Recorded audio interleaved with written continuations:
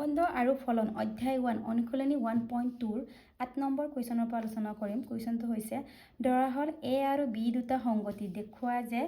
F such that A cross B goes to B cross A F A B equal to B comma A এটা ঐকিকী আৰু আচ্ছাদক ফলন মানে বাইজেক্টিভ বুলি দেখাব লাগে। বাইজেক্টিভ হ'বলৈ আমাৰ কি ঐকিকী আৰু আচ্ছাদক দুইটাই হ'ব লাগে। এতিয়া আমি চাওঁ এনেকৈ কৰিম। আমাক কি দিয়া আছে F such that a cross b goes to b cross a আৰু f of a b equal to b a। এতিয়া আমি দুটা অবেল ব্যৱহাৰ কৰিম। এইটো আমাৰ a cross b goes to কলৈ যায় আমাৰ b cross a লয়। এতিয়া চোৱা ইয়াত a b b a আমি কি ল'ব পাৰোঁ নেক্সটত আমি a1 b1 ল'ব পাৰোঁ। তেতিয়া কি হ'ব আমাৰ ইয়াত b1 a1 বা a2 b2 হ'লে আমাৰ কিমান হ'ব b2 a2। ঠিক তেনেদৰে আকৌ a3ও লওঁ কিমান হ'ব আমি আমাৰ b3 a3 হ'ব বুলি আমাক প্ৰশ্নত কৈছে। এতিয়া চোৱা প্ৰথম আমি a1 ইয়াত বহাই a1 b1 হ'লে আমাৰ কি হয় b1 a1 হয় ওলোটা। আকৌ a2 b2 হ'লে আমাৰ কি হয় b2 a2। আকৌ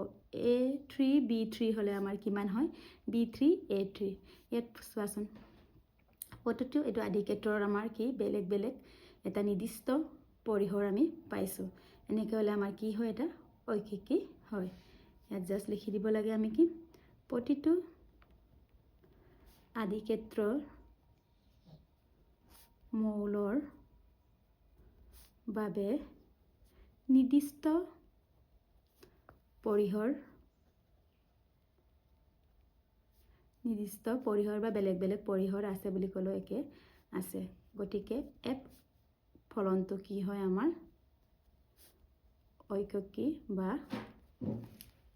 1 1 হয়।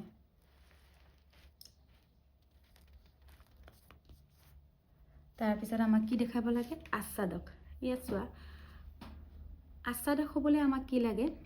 পৰিসৰ সমান অহক্ষেত্ৰ মানে ৰেঞ্জ আৰু কোঅৰ্ডিনেটটো আমাৰ সমান হ'ব লাগিব। ইয়াত আমাৰ ৰেঞ্জ কিমান আছে য'লৈ আমাৰ এইটো কাৰ চিনখিনি গৈছে এইকেইটা হৈছে আমাৰ পৰিসৰ আৰু অহক্ষেত্ৰটো ইয়াৰ ভিতৰত থকাখিনি এইখিনিয়ে আছে আমাৰ অহক্ষেত্ৰ আৰু পৰিসৰো এইখিনিয়ে আছে। তেনেহ'লে আমাৰ কি হ'ব আকৌ পৰিসৰ সমান কি হৈছে অহক্ষেত্ৰ এইটো হ'লে কি হয় আমাৰ এফ ফলনটো কি হয় আমাৰ আচ্ছাদক। গতিকে দুটা ঐকিকী আৰু আচ্ছাদক 1 1 আৰু 1 2 হ'লে আমাৰ কি হয় ফলনটো এতেকে ফলনটো ঐকিকিক মানে বাইজেক্টিভ আচ্ছাদক ইমান জাষ্ট কৰিব লাগে। এতিয়া নেক্সট প্ৰশ্নটো চোৱা এইটো বহুত ইম্পৰ্টেণ্ট প্ৰায় এক্সামত অহা দেখোঁ। F such that N goes to N এনৰ পৰা এনলৈ গৈছে ফলনৰ সংজ্ঞা এনেদৰে দিয়া আছে F of N equal to N plus 1/2 যদি এন অযুগ্ম n/2 যদি এন যুগ্ম এফ ফলনটো ঐকিকী আচ্ছাদক হয়নে মানে বাইজেক্টিভ হয়নে বুলি দেখুৱাব কৈছে। তোমাৰ উত্তৰৰ যুক্ততা প্ৰতিপন্ন কৰা বুলি কৈছে। ইয়াত চোৱা আমাক কি দিয়া আছে এফ চাজ ডেট এন একেই মেথড আৰু কি দিয়া আছে F of N equal to N plus n/2 যদি এন কি যুগ্ম হ'লে এইটো আমি ব্যৱহাৰ কৰিম আৰু n/2 কেতিয়া এন অযুগ্ম হ'লে এইটো আমি ব্যৱহাৰ কৰিম আৰু এন যুগ্ম হ'লে আমি n/2টো আমি ব্যৱহাৰ কৰিব লাগে। এতিয়া আমি আকৌ দুটা আমি অবেল সেট ব্যৱহাৰ কৰিম। এন মিনছ আমাৰ নেচাৰেল নম্বৰ স্বাভাৱিক সংখ্যা। এতিয়া আমি স্বাভাৱিক আটাইতকৈ সৰু স্বাভাৱিক সংখ্যা হৈছে আমাৰ একটো আমাৰ কিহত পৰে অযুগ্ম। যদি আমি 1 বহাই দিওঁ অযুগ্ম হ'লে আমাৰ কোনটো ল'ব কৈছে n প্লাছ 1/2 তেনেহ'লে আমি ইয়াত 1 প্লাছ 1/2 যদি বহাই দিওঁ 2/2 কিমান হ'ল আমাৰ 1। আকৌ যুগ্ম সংখ্যা 1ৰ পিছত যুগ্ম সংখ্যাটো 2 যদি লওঁ কোনটো বহাব কৈছে আমাক n/2 এনৰ চাইড কি 2 বহাই দিলে আমাৰ কিমান হ'ব 2/2 1 2 বহালে আমাৰ এই দুটাৰ এটাই প্ৰতিচায় হৈছে 1 আৰু 2 ঠিক তেনেদৰে আমি কি বহাম 3 বহাই দিওঁ 3 বহালে 3 টো যুগ্ম হলে কোনটো ল'ব কৈছে 3 + 1 4 4/2 আমাৰ 2 আকৌ তাৰপিছত আকৌ যুগ্ম সংখ্যা 4 বহালে যুগ্ম সংখ্যা হলে আমাৰ n/2 মানে n ৰ ঠাইত 4 বহালে 4/2 কিমান হয় 2 একে পাইছো তেনেহলে আমি কি পাইছো আদি ক্ষেত্ৰৰ প্ৰতিটো মৌলৰ বাবে প্ৰতিহৰৰ নিৰ্দিষ্ট এটা কয় মৌল নাই বেলেগ বেলেগ নহয় গতিকে এটো কি আমাৰ ঐকিকি নহয় এতেকে আদি ক্ষেত্ৰৰ প্ৰতিটো মৌলৰ বাবে পৰিহৰৰ নিৰ্দিষ্ট এটা কয় মৌল নাই আমাৰ 1 1 হ'বলৈ আমাৰ নিৰ্দিষ্ট এটা মৌল থাকিব লাগে ইয়াৰ নাই গতিকে f ফলনটো কি আমাৰ ঐকিকি নহয় মানে 1 1 নহয় এতিয়া আমাৰ আকৌ আচ্ছাদক দেখাই ল'ব লাগে আচ্ছাদক চোৱাচোন ইয়াত আমি আকৌ 5 ললে কি পাম আমি 5 ললে 3 পাম 5 হলে আমাৰ 3 হ'ব 6 ললে আমাৰ 3 হ'ব তেনেহলে আমাৰ অহক্ষেত্ৰ কি এইখিনি অহক্ষেত্ৰ 1 2 3 আৰু আদি ক্ষেত্ৰ পৰিহৰো আমি কি পাইছো 1 2 3 তেনেহলে আমাৰ কি পৰিহৰ আৰু সমান অহক্ষেত্ৰ মানে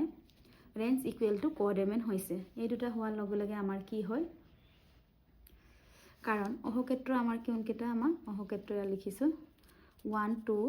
3 ঠিক তেনেকে পৰিহৰো আমাৰ কিমান পাইছো 1 2 3 একে এই দুটা একে হোৱাৰ কাৰণে আমাৰ কি হৈছে এটো আচ্ছাদক হৈছে নহলে আমাৰ এটো কি হৈছে এতেকে f ফলনটো আচ্ছাদক কিন্তু আমাক কি কৈছে বাইজেক্টিভ দেখাব কৈছে ঐকিকি আচ্ছাদক হয়নে এটো সুধিছে কাৰণ ঐকিকি আচ্ছাদক হলে আমাৰ বাইজেক্টিভ হ'বলৈ আমাৰ দুইটাই হ'ব লাগিব কিন্তু ইয়াত ঐকিকি নহয় কিন্তু আচ্ছাদক হয় গতিকে এটো কি হ'ব আমাৰ ঐকিকি আচ্ছাদক নহয় ইয়াৰ পিছত নেক্সট প্ৰশ্নটো চোৱা ধৰা হল a = r - 3 আৰু b r - 1 a such that a goes to b f of x = x - 2 x/3 ফলনটো লোৱা হল ফলনটো ঐকিকি আৰু আচ্ছাদক হয়নে দেখুৱাব কৈছে এতিয়া চোৱা আমাক কি দিয়া আছে a = r - 3 আকৌ b = কি দিছে r - 1 এতিয়া আমি অবেলটো ব্যৱহাৰ কৰি চাওঁ এটো a b কি কৈছে আমাৰ এৰ মানটো ৰিয়েল ভ্যালু -3 মানে ৰিয়েল ভ্যালুত আমাৰ সব পৰে 1 2 কিন্তু 3 টো মাইনাস কৰিছে মানে 3 টো আমাৰ নহব 1 2 4 তেনেকে 5 6 1/2 আৰু 3 হ'ব পাৰে কিন্তু আমাৰ 3 টো হ'ব নোৱাৰে ঠিক তেনে b টো আমাৰ কি কৈছে r - 1 মানে 1 টো নহব বাকি গোটেইখিনি হ'ব আমাৰ যেনিবা ইয়াত 0 2 3 এনেকে আমাৰ 1/2 বিভিন্ন ধৰণৰ আমাৰ ৰিয়েল নম্বৰ হ'ব পাৰে কিন্তু 1 টো হ'ব নোৱাৰে বুলি কৈছে ইয়াত আৰু ফলনটো আমাক কি দিছে আকৌ f of x কি দিছে x - 2 by x - 3 ইয়াত চোৱা x ৰ বুলি আমি 1 যদি বহাও কিমান হ'ব আমাৰ চোৱা ইয়াত যদি আমি 1 বহালে কিমান হ'ব 1 - 2 1 - 3 1 - 2 -1 1 - 3 -2 - plus 1/2 তেনে 1 ৰ কি হ'ব আমাৰ 1/2 ঠিক তেনেদৰে আমাৰ যদি ইয়াত 2 বহাও 2 বহালে 2 - 2 0 হল 2 কিমান হ'ব আমাৰ 0 আকৌ 4 যদি বহাও 4 - 2 4 - 2 আকৌ 4 - 3 কিমান হ'ব আমি তো জাস্ট এক সাইডে বহাই পিনি দেখালে হল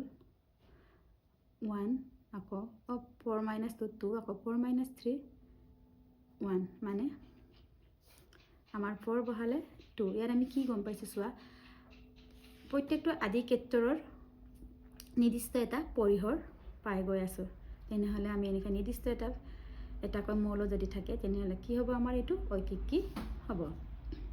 এতিকে আদি ক্ষেত্ৰৰ প্ৰতিটো মৌলৰ বাবে পৰিহৰৰ নিৰ্দিষ্ট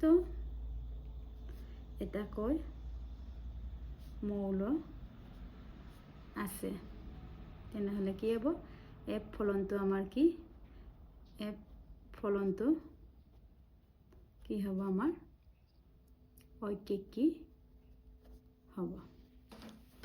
এতিয়া নেক্সট কি দেখাব কৈছে আমাক আচ্ছাদক এতিয়া আচ্ছাদক হ'বলৈ আমাক কি লাগে পৰিহৰ সমান অহক্ষেত্ৰ ইয়াত চোৱা অহক্ষেত্ৰ এই গোটেইখিনি আমাৰ আৰু পৰিহৰো আমাৰ এটা নিৰ্দিষ্ট মৌল এটা আছে প্ৰত্যেকৰে বেলেগ বেলেগ যদি এনেকৈ প্ৰত্যেকৰে বেলেগ বেলেগ যদি মৌল থাকে তোমালোকে গম পাবা আৰু অহক্ষেত্ৰ আৰু পৰিহৰ প্ৰায় সমান হয় তেনেহ'লে আমাৰ আকৌ অহক্ষেত্ৰ সমান পৰিহৰ বা পৰিহৰ সমান অহক্ষেত্ৰ হ'লে কি হয় এফ ফলনটো আচ্ছাদক হয় এইটোৱে আমাৰ এনসাৰ এতিয়া নেক্সট আমাৰ প্ৰশ্নটো চোৱা কি কৈছে নম্বৰ প্ৰশ্নটোক কি কৈছে F such that R goes to R ফলনটোৰ সংজ্ঞা এনেদৰে দিয়া আছে F of X equal to X to the power 4 উত্তৰটো বাছি এইটো অপশ্যন দিয়া আছে আমাৰ কি হ'ব এ ইকুৱেল টু এফ ঐকিক আচ্ছাদক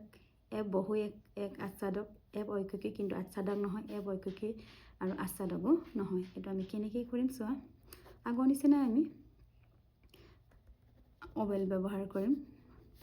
আৰু এফ অফ এক্স কিমান দিয়া আছে এক্স টু দি পাৱাৰ 4 ইয়াত আমি এইটো বাস্তৱ অংকে আমি 0 বহালে কিমান হয় আমাৰ